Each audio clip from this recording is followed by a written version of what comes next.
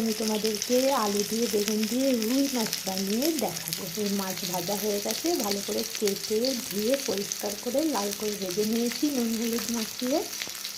দেখো মাছ ভাজার তেলেই আমি একটু পাঁচফোড়ন দিয়ে দিলাম, তারপর দিলাম লবঙ্গ দারচিনি, আর দেব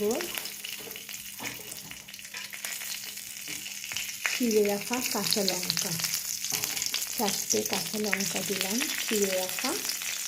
এবার একটু হালকা ভাজা ভাজা করে নেব।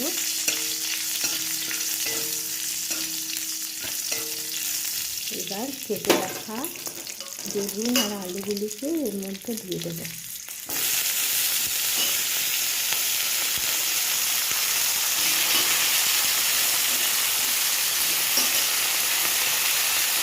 এবার নুন হলুদ দিয়ে নাড়াচাড়া করবো।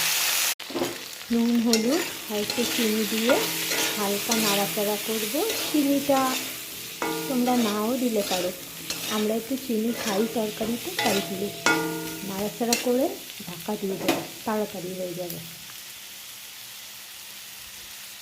ভাজা হয়ে গেছে। এবার হলুদ আর ধনের গুঁড়ো জিরের গুঁড়ো দিয়ে দেবো, দিয়ে আবার একটু নাড়াচাড়া করবো।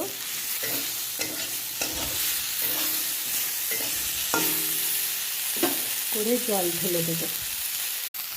এবার জল দিয়ে দিলাম,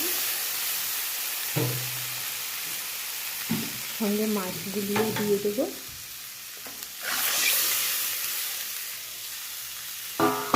এর মধ্যে একটু পিটলির গুঁড়া অথবা যে কোনো একটা এক্সট্রা জিনিস, যেমন গমের আটা হোক, একটু কর্নফ্লাওয়ার হোক, গুলে যদি দেওয়া যায় ঝোলটা ঘন হবে।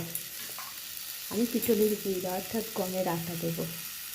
দেখো আমার মাছের ঝোল ফুটে উঠেছে, এবার আমি নামিয়ে নেব। অল্প ঝোল থাকতেই নামাবো যাতে ভাত দিয়ে খাওয়া যায়।